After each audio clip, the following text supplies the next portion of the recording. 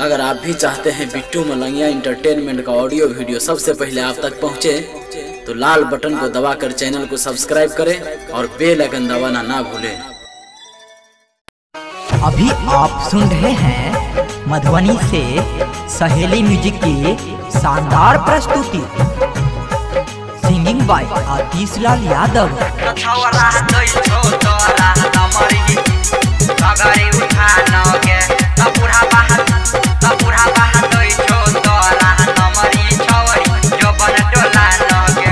अखन अपने सब सुन रहल छी बिट्टू मलंगिया एंटरटेनमेंट के। नजर मिला गे छवरी ही कमर हिला नहगे, नजर मिला गे छवरी ही कमर हिला नहगे, तो छवरा दई छो तोरा नमर ही छवरी जबन हिला नहगे, गे छवरा दई छो तोरा नमर ही छवरी छोरा ही देखा नहगे। नजर मिला गे छवरी ही कमर हिला नहगे, नजर मिला गे छवरी ही कमर हिला नहगे, तो बूढ़ा बात छो तोरा नमर ही छवरी जोबन डोला नहगे, तो बूढ़ा बात छो तोरा नमर ही छवरी छोरा ही देखा नहगे।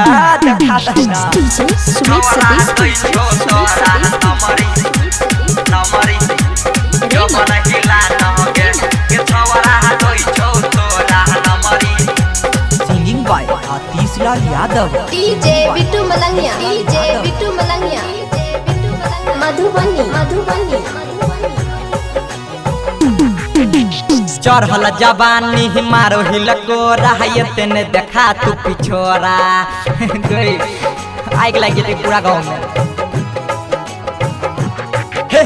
चढ़ल जवानी मारो हिलको रहा तेने दिखा तू पिछोरा, गाल तोहर रसगुल्ला जैसन होठ लगै छो छोरा, गाल तोहर रसगुल्ला जैसन होठ लगै छो छोरा, मुखिया जी मन तो अब नहीं छवरी तनी घघरे उठा नहगे, तो छवरा दई छो तोरा नमरी छवरी जोबन डोला नहगे।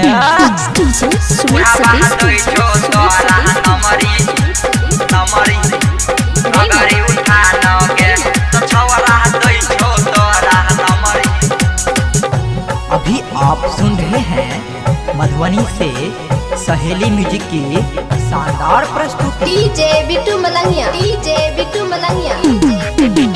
गायक आतिश कहै छो तोरा आन हमारा लगे, गैया न बर्दाश्त नहीं होय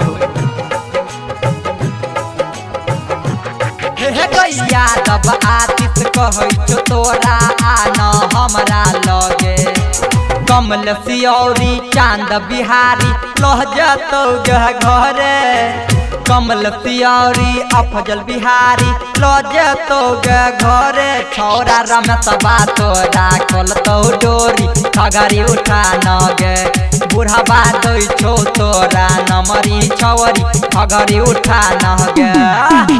नजर मिला नहगे पतर की कमर हिला नहगे, नजर मिला नगे पतर की जोबन हिला नहगे, तो छवरा दई छो तोरा नमरी छवरी घघरी उठा नगे, तो बूढ़ा बाहा दई छो तोरा नमरी छवरी जोबन डोला नहगे।